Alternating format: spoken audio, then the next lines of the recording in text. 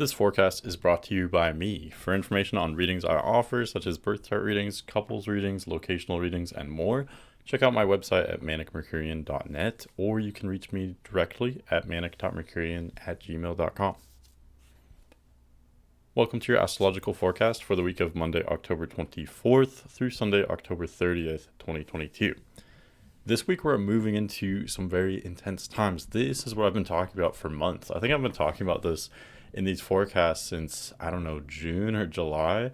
Talking about this whole process of, preparation, integration, and then moving into intense times. This is eclipse season. It's Scorpio season. So there's a lot of stuff hitting the fan, so to speak.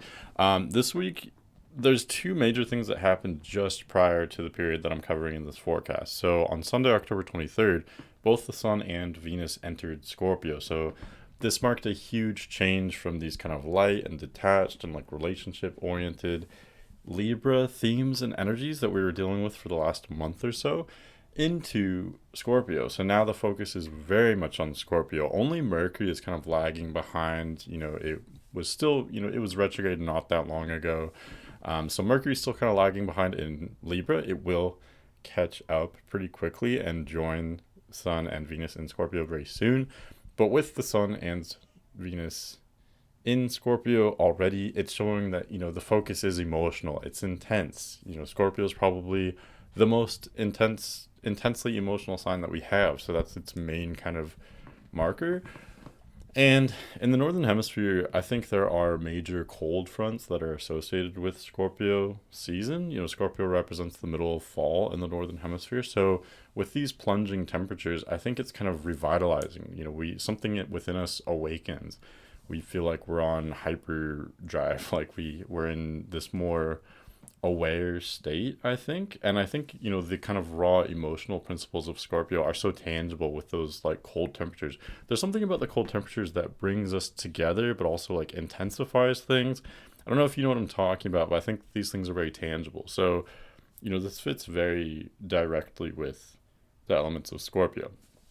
Now this year, South Node is in Scorpio. Whenever the Sun approaches either node, the South Node or the North Node, and then we have a new moon or a full moon, or in other words, whenever the Sun and the moon are close to one or both of the nodes, that's where you get an eclipse. And with eclipses change everything.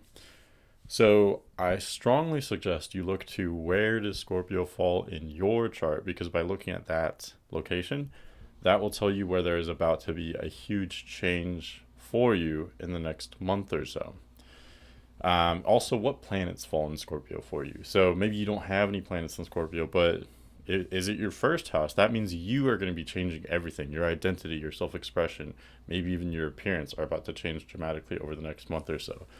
Is Scorpio your 10th house? Is it at the top of your chart? That means your career, your public image, your reputation, your career path, all that is about to change. Is it your descendant? That means your relationship is about to change.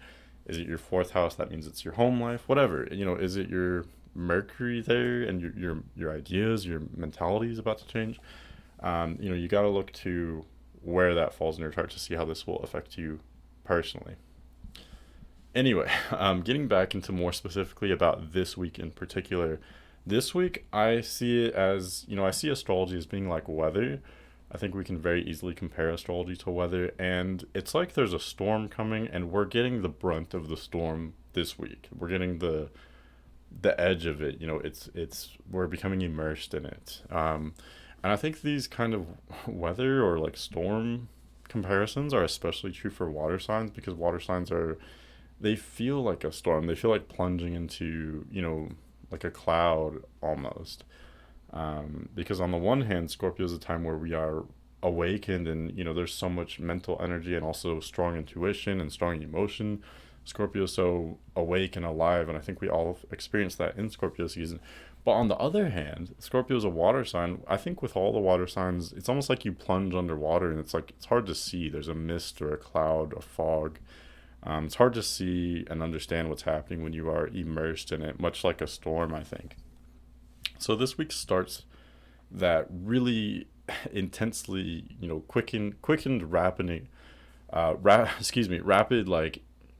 intensification of what we are experiencing. And again, that's going to be a little bit different for everybody, but we will all experience that intensification. This becomes even more true this week when we have the first eclipse of this eclipse season. Now, we're only going to have 2 eclipses for this eclipse season in late October going into November. And again, the first one is going to be this week. So we will have a new moon solar eclipse at 2 degrees Scorpio. If you're only interested in my interpretation of the new moon solar eclipse, well, for one, you probably wouldn't have made it this far into the video. But if you have, you can always go down into the description. I always put timestamps there, so you can just listen to whichever days you're interested in if that's what you want. But yeah, new moon solar eclipse. It's a new moon solar eclipse, so it's like an intensified new moon. New moons are beginnings, and because it's an eclipse, this is a huge new beginning. I love eclipse season because I think it's the time where you can most tangibly experience astrology. It's so obvious and it's so in your face. It's so literal. So new beginnings for everyone, especially you Scorpios and Tauruses, but also for all of us. We're having some kind of new beginning in some sort of way starting this week. One other thing I wanted to mention, it's not as big as some of these other things, but we do have Jupiter retrograde moving backward back into Pisces where it was earlier this year. I think we've enjoyed Jupiter in Aries for a lot of this year. There's been more kind of, more transparency, being more action oriented, being collectively open to new experiences, wanting something new, being a little restless. Now as Jupiter moves back into Pisces, again, Pisces is a water sign, and Pisces, more than any other sign, represents fog, a cloudiness. When planets are traversing Pisces, we're almost in a dream state. We're not, we're almost kind of half asleep. We're in, in the ether, sort of. It isn't until planets leave Pisces and go into Aries that we kind of wake up from our slumber and we go, what even just happened? Like, we have this new awareness, and we move out of what was more like a fog kind of state. So because Jupiter is more of an outer planet, it typically moves between signs once a year or so. This means that our whole kind of state of affairs, our society, how our societies and governments are functioning, how the economy is functioning, all that is becoming a little bit more obscure and cloudy with Jupiter going back into Pisces. There's a lack of structure. And this lack of structure is going to become much more strong next March when we have Saturn moving into Pisces. I'm going to keep bringing that up, peppering that throughout my forecasts for the next several months, because that's a big deal. But Jupiter and Pisces, going back into Pisces, it gives us a little taste of that lack of structure. Jupiter isn't domicile in Pisces, though, so this is like a strong position for Jupiter. We will especially feel this later on when Jupiter turns direct. It will do that in a couple weeks here. Once it turns direct, then we will experience Jupiter's energies much more vividly. So, and because Jupiter is a benefic, it brings abundance and prosperity, good fortune. And because Jupiter is in domicile, there's going to be this strong expansion very soon. I think that's going to be interesting because we'll still be in the midst of eclipse season when that is beginning. And it's almost like a catch-22 because like Jupiter being in domicile and eventually going direct, that will be really tangible abundance, but at the same time it's still Pisces, and with Pisces it's gonna be abundance, but in the sense of like abundance of spirituality or feeling. These things are kind of they're hard to pin down or like quantify. That's the essence of Pisces. Anyway, I can talk more about that when it happens, but let's get into the day-by-day forecast here. So starting out Monday, October 24th, the moon is still in Libra all day, but it's nearing the end of Libra. It will pass over Mercury. So I see Monday as kind of like the last little bit of this Libra energy hanging on. Sun and Venus are newly in Scorpio. They're conjunct there, so we're plunging into these like deeply emotional and intense feelings. I think we can also feel that there's like something about to happen. I think that's common with Scorpio transits, but this is exacerbated by the impending or upcoming new moon solar eclipse that's about to happen on Tuesday. So there's this feeling like the storm has just come over us, but we're not really sure, like, what exactly is it yet. Like, it's just kind of coming down on us, if that makes sense. But meanwhile, we still have a little bit of that kind of intellectual, detached, airy energy with, not only Mercury in Libra, but Moon still hanging on in Libra mainly just for this one day on Monday. So if I could characterize Monday, I think it's feeling kind of quirky, feeling odd, unusual. We're all feeling kind of out of our bodies, or, we're thinking more outside of the box. And for some of us, that's a lot more natural and familiar than others. If you have placements in Libra, Scorpio, these signs are kind of counterculture by their very nature. They're sort of outside of the box. They're kind of rebels, I think. That may sound unusual for Libra, but Libra likes to kind of play devil's advocate, and then Scorpio represents kind of undercurrents and countercultures. So, this is common with these very like fall like energies. We're feeling kind of unusual. It's like a spooky time, so to speak, and it very much translates into the astrology that, these energies are kind of creepy or weird, unusual, strange. They like to, keep things kind of freaky or interesting, controversial, etc. So we're feeling these very like strange and unusual themes and energies as this new moon solar eclipse approaches. And right now, the moon is so close to the sun that it is a dark moon, a Libra dark moon. This basically just means moon is at the very end of its cycle. So it's kind of like a 12th house theme. This can be very spiritual. It can also be literally dark, though, in terms of, the moon's energy is basically absent from the sky. We can barely see the moon, if at all. Probably not, if at all. So there's just that lack of energy. Um, in other words, we're preparing for this new beginning that's going to come from the new moon solar eclipse very soon, but this is the very beginning. It's when the seed is planted. It's not when the plant is starting to sprout and we can actually see what the beginning is going to be about. It's behind the scenes usually. Moon's energy is not visible, so it's in the ether, so to speak. We can't really see what's going on. There's something happening behind the scenes. There's some kind of idea that has yet to come to us, or feeling that has yet to come to us. There's some kind of awakening and awareness that is just not quite there. Right now, we're more kind of in our heads, in our sort of dream state. So really, it's an unusual start to the week on Monday. I think with these new Scorpio energies, that kind of does jive well with the beginning of a week, though. Scorpio is an ambitious sign. Scorpio kind of is about penetration, and it can very easily begin things or initiate things, I think. So, and then also having, we're kind of starting out Scorpio season as we start the week. So, on the one hand, it seems like a very weird and kind of bizarre start to the week on Monday, but on the other hand, and this depends a lot on your astrology, but I think for all of us, as long as you kind of go with the flow and you're open for things being a little bit weird or unexpected, we can very much naturally pick up this new rhythm and move into this kind of unusual storm or whatever it is. But if you do have astrology that's more based in Aries or Taurus, maybe Leo, this may just feel, weird. It may feel uncomfortable because you may be more used to something that's more like routine oriented, if that makes sense.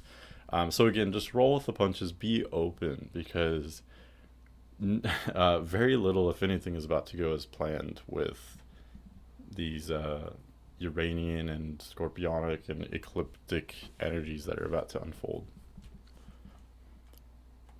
Okay, moving to Tuesday, October 25th. This is the day of the new moon solar eclipse. It will happen at the very beginning of Scorpio at 2 degrees.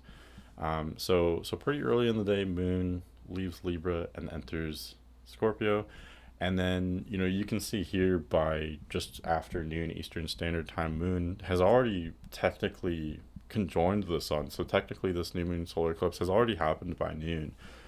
So morning Eastern Standard Time is when we will get that technical eclipse, but really you'll feel this all day Tuesday and even much of Monday as well.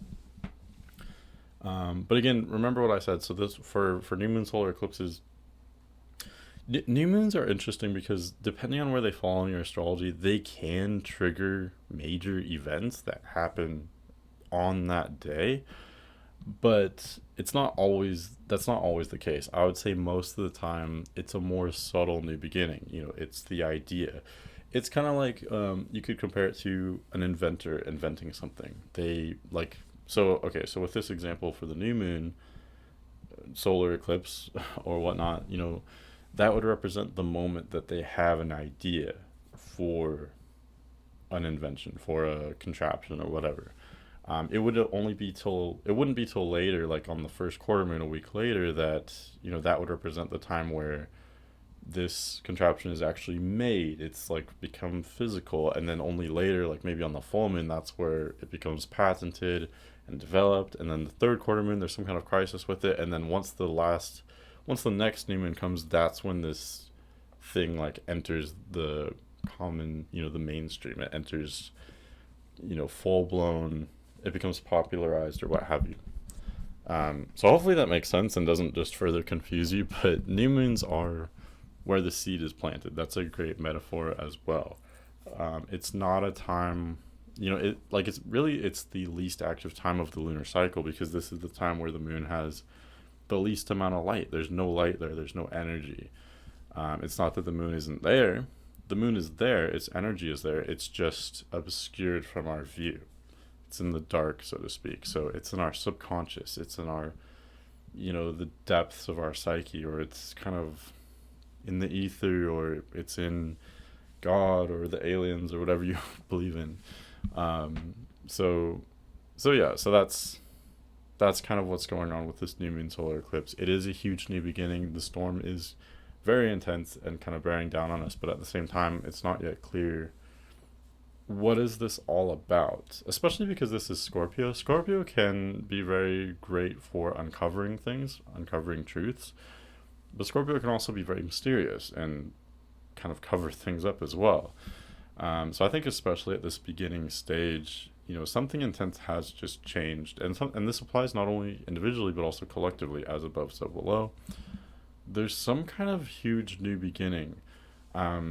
I think we will very much know what this change is about on October 25th later, when we get the full moon lunar eclipse on November 8th. That eclipse is even more intense than this one for multiple reasons, and it's a culmination. It's a culmination of things that started a long time ago, as well as something that begins on Tuesday, October 25th. What that is hard for anyone to say, especially because this next full moon lunar eclipse in 2 weeks is going to be conjunct Uranus, so it's very unpredictable. Anyway, with all that being said, Tuesday, expect the unexpected. This is going to be a bizarre day, and again, like if you have plans, maybe just be open to those events happening in a way that's a little bit different than how you are expecting them to, or maybe intending for them to. I think it's great to have intentions and, have an idea of what you want and how you want to approach things, but with times like these, you have to be open. No one knows how things are going to go down, really. So yeah, we are plunging into these depths here. Not only are things going to be very unpredictable starting on Tuesday, but there can be a lot of heaviness brought out as well. Scorpios, again, there's a lot of emotion that comes with Scorpio. There's a lot of passion, intensity. With Scorpio, it's either all or nothing. And so, strange or karmic events may come about that trigger things that can be very sensitive, bringing up past issues. And again, I know I already said this next part, but it's very important. Where does Scorpio fall in your chart? That's where this intensity and these new changes are about to come forth for you. And then one last thing I wanted to mention. You can see here, so these four bodies here that I'm kind of pointing at are the quickest moving bodies in astrology. Moon, Venus, Sun, and Mercury, they all travel at least a degree per day, typically. About a degree per day or more. and they're all approaching the south node. So because all these placements, because all these planetary bodies travel very quickly, that means that they more than anything else apply to how we are experiencing our current moment, our our day by day and moment by moment experience. These other planets more correspond to weeks, months, years, decades, even. So because all these placements are in Scorpio or approaching Scorpio, like Mercury, they're all focused on that intensity. What are your insecurities? What makes you tick? What makes everything tick? What's at the core of everything? That's what Scorpio wants to know. Scorpio doesn't really care about fluff or what's going on the outside. It doesn't care about appearances. It wants to really dive deep and understand how do the parts of this machine work, whether that machine is actually a machine or it could be a person or a system, a complex system, or an idea. Scorpio has that x-ray vision where it hones in with its mental ability and intuition. So this is something we are all doing in our own way. Even if you have no Scorpio placements at all, this is going to be super weird for you if you don't, but you'll still be experiencing this in your own way. But anyway, something I wanted to mention is because all these placements, all these four planets, or the moon, whatever, moon and sun technically aren't planets, whatever, see me, but because these planets are all approaching the south node, they're all about to cross the south node, is what I'm getting at. The south node is this point, sort of, or plane, where planets dip below the solar system's kind of plane. So in other words, like most, the sun, moon, planets, our whole solar system is on the same kind of level, so to speak, roughly.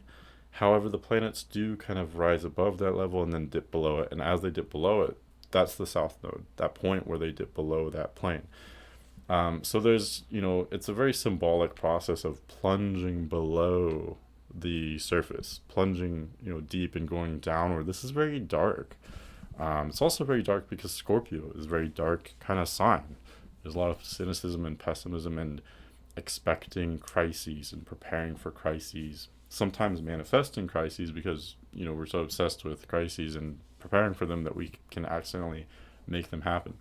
Anyway, so as all these placements, planets approach the south node, each one will cross the south node in the next 2 to 3 weeks, and as they do, they conjure up this kind of raw primal part of ourselves and our reality, things that we may not want to look at but are important in knowing how things fundamentally work and knowing how to improve things. This also has a lot to do with how we support ourselves, so that has to do with financially. There's going to be a lot of financial and economic changes happening over the next 2 to 3 weeks. Very dramatic stuff going on there. But it's not just as a society, it's not just global, it's personal as well. How do you support yourself? How do you, what do you invest in? Not only what do you invest in financially, but what do you invest in with your time and your feeling, your relationships? How do you support yourself? All of this is represented by the Scorpio-Taurus axis, and this is where the major change is happening. So, in other words, what we value and the way in which we support ourselves, all of that is about to change very dramatically. I need to hurry this along because we are already at 23 minutes and I'm only on Tuesday. So, moving on to Wednesday, October 26th, we are kind of settling into this new paradigm, I think. Moon will cross over the south node. Looks like either very late Tuesday or very early Wednesday, depending on where you are. So Moon will kind of make that dip, and there's this darkness there. It's kind of like those plunging temperatures that I mentioned earlier, but that same kind of darkness can also rile us up and awaken us to like greater truths. Speaking of greater truths, on Wednesday we do have Mercury trining Mars. Mercury will reach 25 degrees Libra in the latter half of the day, Eastern Standard Time, and as it does so, it will trine Mars at 25 degrees Gemini. So again, this is an air aspect. We're still getting a little bit of air energy before Mercury will eventually enter Scorpio and, solidify these more emotional themes. But Mercury's still in Libra, so we're still thinking and communicating like Libra. So a little bit in a more detached, intellectual type of way. And as Mercury makes this trine to Mars in Gemini, this brings in Mars's energy into Mercury. So, in other words, the way we think and communicate will become a little bit more agitated and reckless and impulsive, a little bit more competitive. Um, Especially socially, because this is happening in air signs, it's focused on people and ideas, the exchange of information. So we may be a little bit quick tempered or coming across as like irritated or very excited, maybe a little bit aggressive or kind of snarky. I think that's a better word for Mars and Gemini. It's not like all out, super aggressive, ambitious, I'm in charge type of thing. With Mars and Gemini, it's more like witty. This is debating energy. This is being clever and quick-witted and very mentally agile. So there's this element brought in on Wednesday as well. We're thinking very quickly, um, learning, trying to figure things out very rapidly in a maybe slightly defensive type of way. I think this could be very useful though for as we are entering this new kind of world that was a little bit dramatic, but let's say a new chapter, so to speak.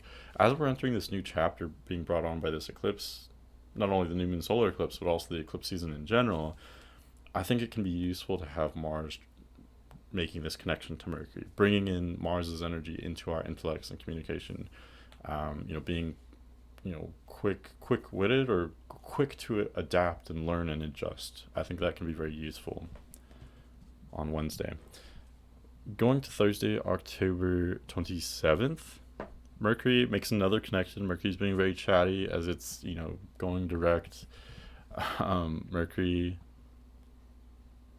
uh, squares Pluto. I'm sorry, I got lost there for a second. So Mercury at 26 degrees Libra squares Pluto at 26 degrees Capricorn.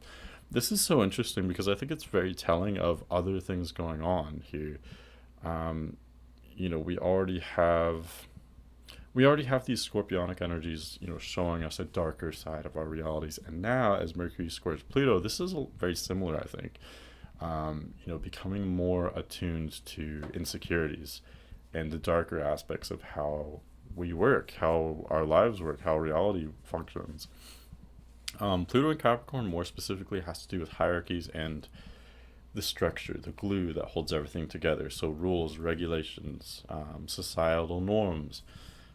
How does the government function? How does the economy function in your life? How is your structure in your life? So your family structure, your career, your job, the hierarchy there.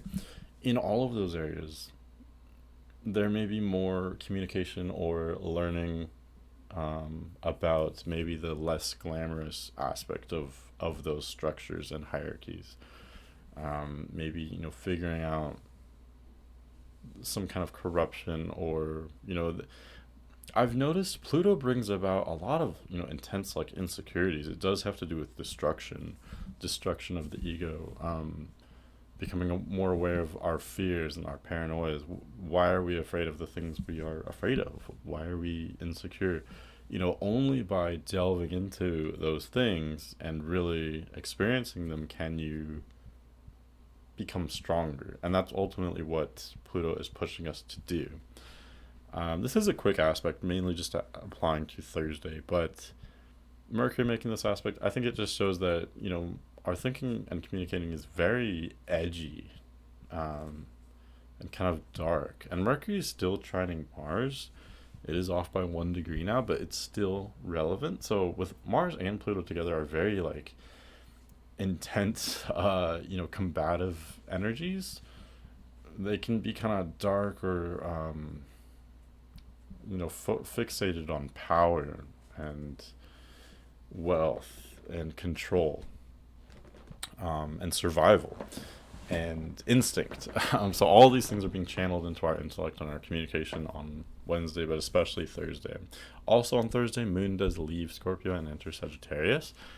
I think this is kind of nice. Scorpio energies are great. Don't get me wrong. They're great for becoming stronger. And there's this combination of, brilliant intellect and analysis, but also intuition and emotion that we all experience in Scorpio that I think is so awakening. It can be fun to explore, but it can also be absolutely necessary in adapting to a changing world. So all that is really great. The downside of all these Scorpio energies is that it's very dark and serious and intense. So I think we get a little kind of break with Moon in Sagittarius. I also wanted to mention that we have almost no fire planets at this point. So it is kind of a nice addition to have Moon in Sagittarius. The only exception would be Jupiter in Aries. I'm not going to count Chiron as a planet for this right now. It's a planetoid, it's a comet, whatever. But Jupiter's still in Aries, but it is about to leave Aries too. So anyway, my point is Moon in Sagittarius is like this little glimpse of some sunshine. Sagittarius is, it's kind of like a party, like a holiday type of energy and vibe. There's nothing really to support this though. Like I said, there's no other fire placement. So for the next 2 days, it is kind of interesting. Moon is in Sagittarius. It's showing that we're kind of leaning on this tug of war between wanting to kind of celebrate and have a little fun, be a little rowdy, but then the more dominant energies are saying no, like this is not the time to relax and have fun. We need to be serious. We need to adapt. We need to figure things out.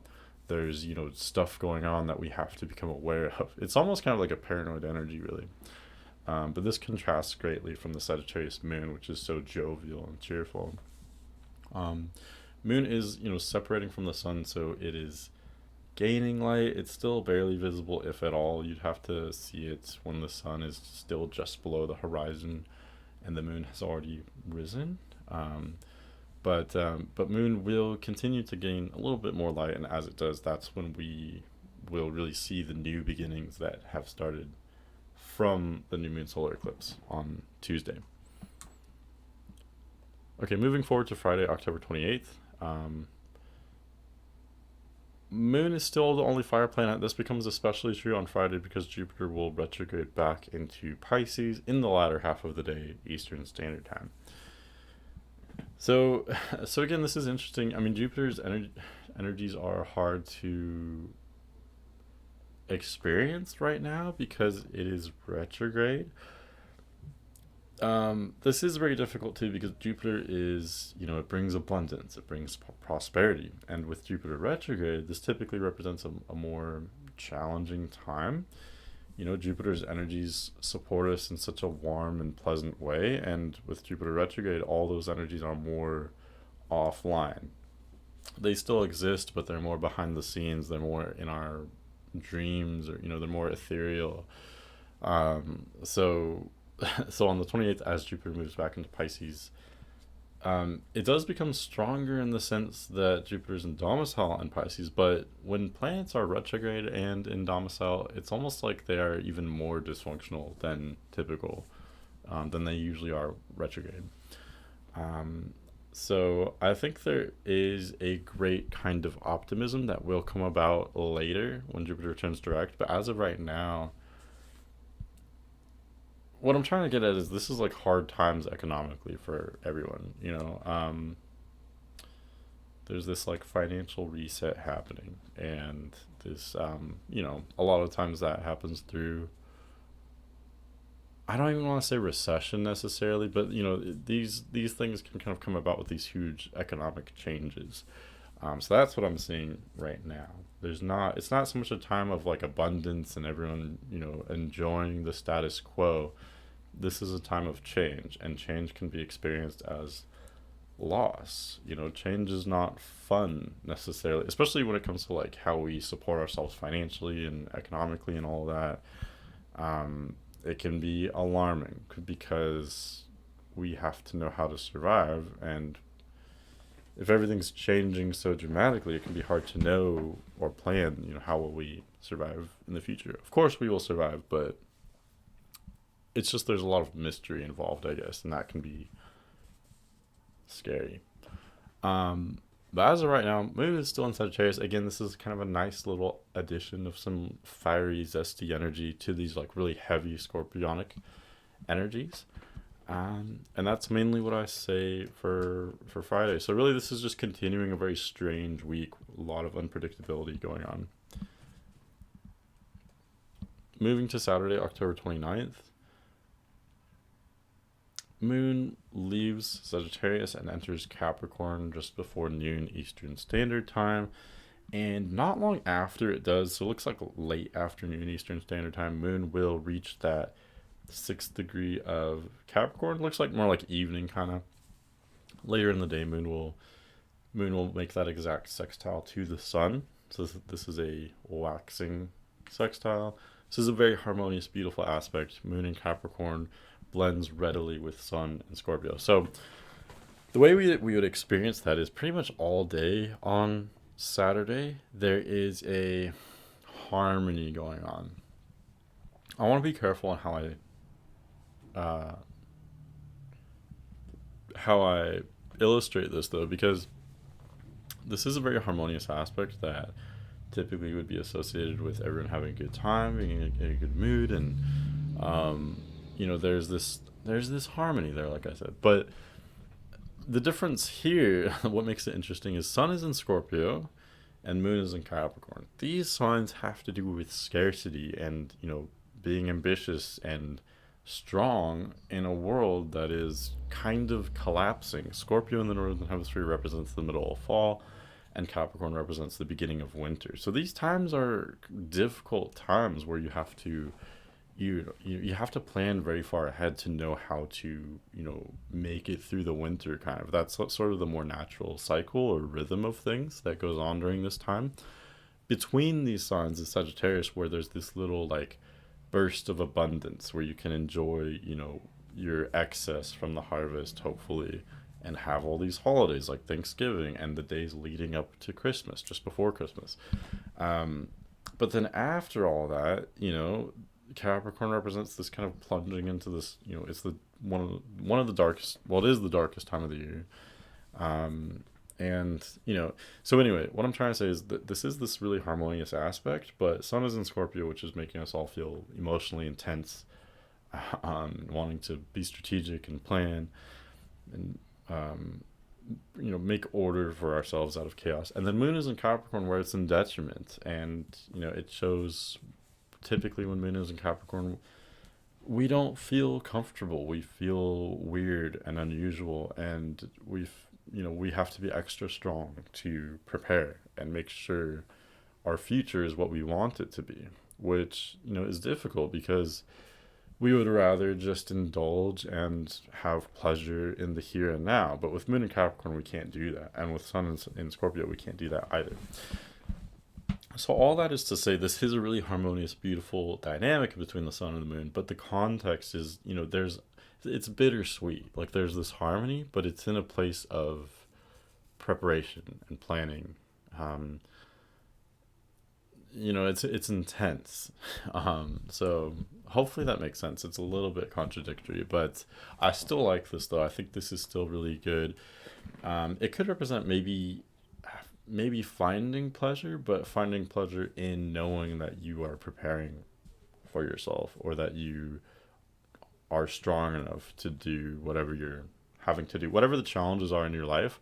Those are what are being brought up right now. That's what Scorpio and Capricorn fixate on, is the challenges. They're ambitious signs. So anyway, there is this pleasure and harmony on Saturday, but it's having to do with darker aspects of reality than what we might typically focus on. So Saturday, it's hard to say what you would do with this energy exactly. I think it would be a really great day to be productive, or maybe just to be very deliberate or strategic or considerate with how you spend your time and money and energy. So for example, on this kind of day on Saturday, I think you would want to be very selective with who you want to spend your time with, making sure you're with people who you really trust and want to invest in, not just being like, oh, I have time, so I'll just be with whoever, I'll just hang out at this place I don't really care that much about, with people that, I'm not always on the same page with. No, with these Scorpio and Capricornian energies, you want to make sure you're doing, what's really right for you, and what's right for the long term. What are you going to be happy like for this weekend? What would be the most pleasing for you, not only as you experience it, but also much, much later? Does that make sense? So, investing in yourself, investing in your work. Investing is a great keyword. Investing in the relationships that truly matter for you this weekend. Um, so yeah, so you could have a lot of fun with this. It's just that I think it would need to be thought through, or it would be deliberate or strategic. I think you get what I'm saying. I'm gonna move on. Um, Last day for this forecast, Sunday, October 30th. Moon continues through Capricorn, so, and we don't have this exact sextile anymore. That sextile has faded a little bit, although Sun is still in Scorpio, Moon is still in Capricorn. These signs do sextile each other by sign. The Sun and Moon are still sextiling. So there still is that kind of bittersweet dynamic that I illustrated for Saturday. That very much continues on Sunday. This kind of bittersweet nature of, there's this harmony, there's like this kind of rhythm and momentum, but, we're having to be so careful and selective with how we allocate our resources, our time, our energy, our money. That's the focus. And also on these kind of darker aspects of life, how do you ensure that you'll have a happy life a month from now, or a year from now, or a decade from now? That these things are kind of maybe a little bit more on our minds than usual this weekend. So these things are kind of heavy, but that doesn't mean we can't have a good time as well. We definitely can.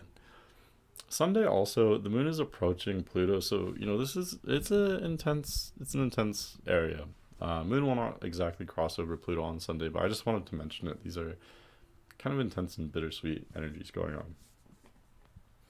That's what I have for you for this week. It's very intense. I know I probably said the word intense and invest and you know a million times for this forecast, but that's kind of what's going on.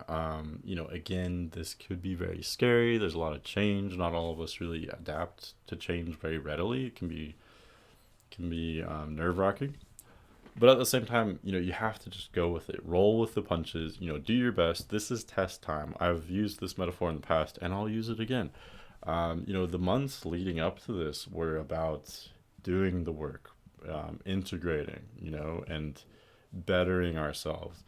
Right now, honestly, isn't really like that. It's more just about show up to these changes and these events and just be who you are. That's all you can do. That's all we have to do. So, yes, it may be more challenging in the sense of, this is like go time. I think that's what I'm going to call this forecast, go time or something. Yes, it's more challenging. Like this is, or another way of putting it is like, this is like the competition. It's the race or it's the war. So yeah, that is like the hardest time kind of, but which is harder, the actual event itself or all the months you had to prepare to lead up to this? Does that make sense? So this is test day. All you have to do is show up and be who you are, do your best. Yes, it will be intense. No, it will not go as you probably thought it would, but that's the beauty of life. So I'm going to stop preaching. That's what I see for this week. Next week, I'm going to call next week's forecast, I think, like the eye of the storm, because we're going to be like in the very midst of it, and we won't get an exact eclipse for next week's forecast, but we're in the midst of these very intense aspects going on. Very pressurized, like a pressure cooker.